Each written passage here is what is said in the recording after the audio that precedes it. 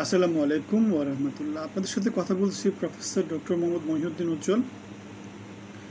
Doctor Mohammad Yunus সরকার প্রচণ্ড রকমের দেশি বিদেশি চাপে আছেন।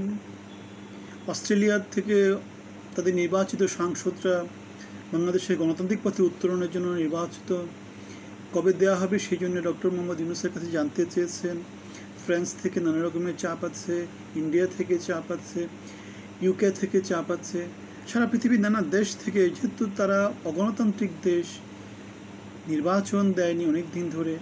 এখন এই অবস্থায় নির্বাচিত সরকার ছাড়া, জনগণের প্রতিনিধি ছাড়া, যারা জনগণের ভোটে নির্বাচিত তাদেরকে ছাড়া কোনো সরকারের সাথে পৃথিবীর কোনো সরকার কাজ করতে পারে না। সুতরাং ডক্টর মোহাম্মদ ইউনূস অনির্বাচিত, এই কথাটা মেনে নিতে হবে। তিনি জনগণের ভোটে আসেননি, তিনি একটা অন্তর্বর্তী দায়িত্ব পালন করতে এসেছেন এবং সেই দায়িত্ব পালন করতে তিনি গত 9-10 মাস সময় নিয়ে ফেলেছেন, কিন্তু কোনো কাজ তিনি করেননি। তিনি নির্বাচন নিয়ে এখনও ঘড়িমসি করছেন, নির্বাচনের রোডম্যাপ দিচ্ছেন না।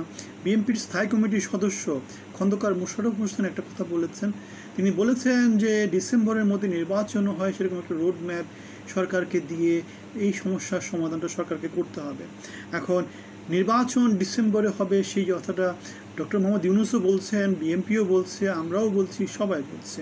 শুধু যেখানে সমস্যা দেখা দিচ্ছে সেটা হচ্ছে তিনি একটা ছোট সংস্কার, বড় সংস্কার, একটা নানা রকমের প্যাকেজ দিয়ে তিনি জাতিকে বিভ্রান্ত করার চেষ্টা করছেন।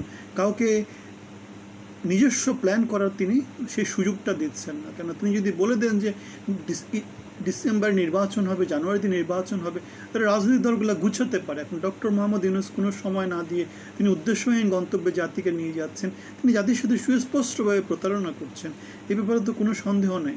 এখন ডক্টর মোহাম্মদ ইউনূস চাপে আছেন নানা দিক থেকে, সেনাবাহিনী থেকে চাপ দিচ্ছে, রাজনৈতিক দলগুলো থেকে চাপ দিচ্ছে, জামাত চাপ দিচ্ছে, বিএনপি চাপ দিচ্ছে, পৃথিবীর নানা দেশগুলো যারা গণতান্ত্রিক দেশ তারা চাপ দিচ্ছে। স্বাভাবিক, ডক্টর ইউনূসের সাথে তো লোকজন কাজ করতে পারবে না, কেন তিনি নির্বাচিত প্রতিনিধি না, তিনি নিজেই অযোগ্য সরকার, তিনি নিজেই অবৈধ সরকার। সুতরাং এরকম অবৈধ লোকের সাথে কেউ কোনো রকমের কাজ করতে চাইবে না, বাংলাদেশে কোনো রকম বিনিয়োগ আসবে না, বাংলাদেশে মবতান্ত্রিক সমাজটা চালু থাকবে। কেননা ডক্টর মোহাম্মদ ইউনূস মবকে পুঁজি করে তিনি ক্ষমতায় আছেন। সুতরাং দেশি বিদেশি চাপ এবং আন্তর্জাতিক যে খেলোয়াড় যারা আছে তাদের চাপে ডক্টর মোহাম্মদ ইউনূস সরকার মনে হয় তার ক্ষমতা দীর্ঘায়িত করতে পারছে না, সেই জন্য তিনি পদত্যাগ নাটকটা করেছেন। এবং ঘোড়ার ডিমের এনজিও সরকার যা করেছে গত 9-10 মাস ধরে, তার কোনো কিছু হিসাব আমার কাছে নাই।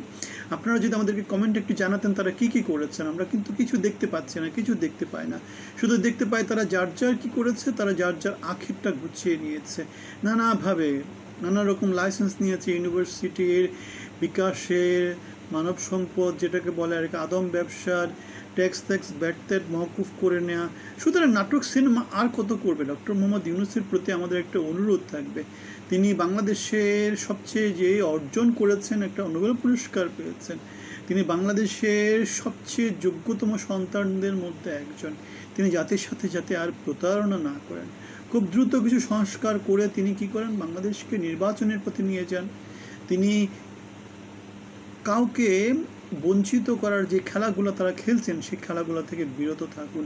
কারণ না, বঞ্চনা যে জিনিসটা আমরা স্বাধীনতার পরের থেকে দেখে আসছি, আমরা ডক্টর মোহাম্মদ ইউনূসের সরকারের কাছ থেকে সেই জিনিসটা গত 9-10 মাস ধরে দেখে আসছি।